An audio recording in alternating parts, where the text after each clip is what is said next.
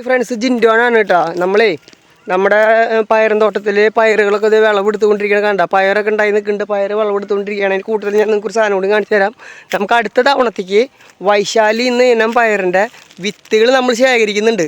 ഇത് കണ്ട കവറിട്ട് വെച്ചിരിക്കുന്നുണ്ട.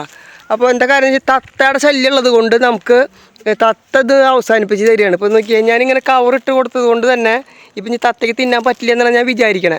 കാര്യം എന്താണെന്ന് വെച്ച് കഴിഞ്ഞാൽ നമ്മൾ മുന്നേ ഇട്ടുണ്ടായിരുന്ന പയർ പയർ വിത്തുകളൊക്കെ ഇതേപോലെ കൊത്തി തിന്ന് അവർ അവസാനിപ്പിച്ചു.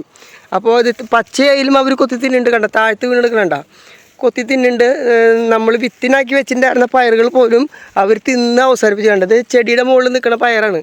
ഇതടക്കം അവർ അവസാനിപ്പിച്ചു. അപ്പോൾ നമ്മൾ നീറ്റായിട്ട്, അതായത് ഇനി കൊത്തി തിന്നാൻ പാടില്ല. അപ്പോൾ നിങ്ങൾ നോക്കി താഴത്തേക്ക് നോക്കി കണ്ട ഇത് മുഴുവൻ അവർ തിന്ന സാധനങ്ങളൊക്കെയാണ്. ഇത് കണ്ട നമുക്ക് തിന്നാൻ പയർ കിട്ടുന്നില്ല.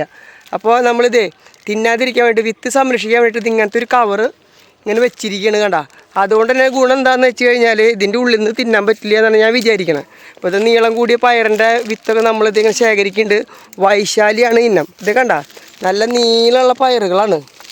അപ്പോൾ ഓക്കെ, അപ്പോൾ നമ്മുടെ ആവശ്യം കഴിഞ്ഞിട്ടുണ്ടെന്നുണ്ടെങ്കിൽ നമുക്ക് ആവശ്യക്കാർക്ക് വേണമെങ്കിൽ കൊടുക്കാം കേട്ടോ. നമ്മുടെ ആവശ്യം കഴിഞ്ഞിട്ടില്ല. ഞാൻ അത്ര അധികം ശേഖരിക്കുന്നില്ല. എന്നിരുന്നാൽ പോലും നമ്മുടെ ആവശ്യം കഴിഞ്ഞിട്ട് നല്ല സൂപ്പർ പയറാണ്. നല്ല ടേസ്റ്റുള്ള പയറാണ്. പച്ചപ്പയറിനേക്കാളും കൂടുതൽ കിടപ്പടയ്ക്കുന്ന ഒരു പയറാണ് നമ്മുടെ ഈ വൈശാലി പയർ.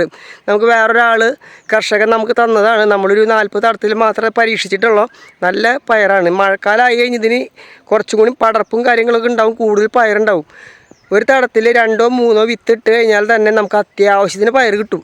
പിന്നെ എല്ലാവരും ചെയ്യുന്ന പോലെ ജൈവവളങ്ങൾ ഒരു ദാക്ഷിണ്യം ഇല്ലാതെ ഇടണം. അതേപോലെ തന്നെ ജൈവ കീടനാശിനികളും ദാക്ഷിണ്യം ഇല്ലാണ്ട് ഇടണം. മഴക്കാലമാകുമ്പോൾ പ്രത്യേകിച്ച്, ഇനി വരുമ്പോൾ മഴക്കാലമാകുമ്പോൾ പ്രത്യേകിച്ച് ഒരു കാരണവശാലും ജൈവ കീടനാശിനികൾ ഒഴിവാക്കരുത്. 4 ദിവസം 5 ദിവസം കൂടുമ്പോൾ ചെയ്തുകൊണ്ടിരിക്കണം. ഓക്കെ.